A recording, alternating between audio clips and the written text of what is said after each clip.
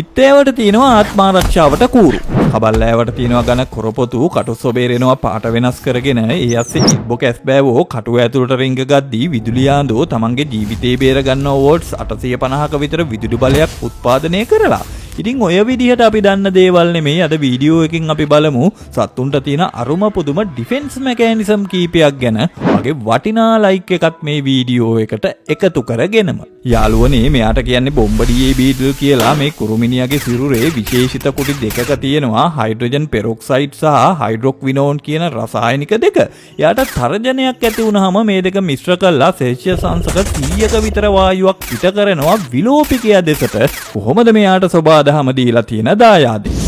Phone ලිසාඩ් කියලා තමයි මේ කටුසු විශේෂයට කියන්නේ. කවුරු හරි මෙයාට ඇටැක් කරන්න આવොත් හරිම පුදුමයි. මෙයාට තමන්ගේ ඇස වටා රුධිර පීඩනය වැඩි කළා රුධිර නාලිකා පුපුරවා හැරලා මීටර් 1.5ක් විතර දුරකට රුධිර ධාරාවක් විදින්න පුළුවන්. ඉතින් ඊළඟ කෙනාට යන්න කලින් ඔයා අපේ පේජ් එක ෆලෝ කරනවා නම් හොඳම වෙලාව මේක.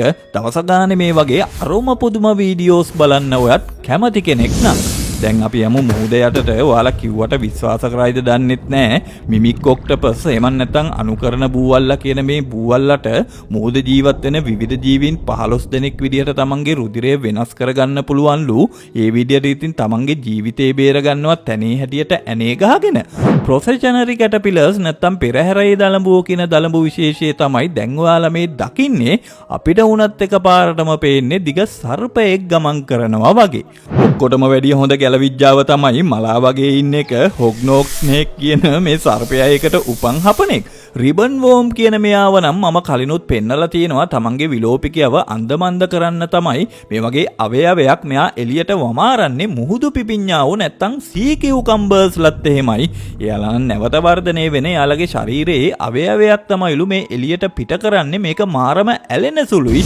ඉතින් ගයිස් මම අද දවසට මේ වීඩියෝ එක අවසන් කරන්නෙත් බැලූ බැලමටම සර්පෝලු ටිකක් වගේ පෙනුමක් පියාපත් වලට ලැබිලා තියෙන මේ ජයන්ට් ඇට්ලස් මොත්වත් පෙන්නගෙනම. එහෙනම් අමතක කරන්න එපා වීඩියෝ එක පුළුවන් තරම් ෂෙයා කරලා මිස්ටර් පුදුමයටත් සබ් එකක් දෙන්න. එහෙනම් මං අදට ගිහිල්ලා එන්නම්. ඔයාලට ජයෙන් ජය.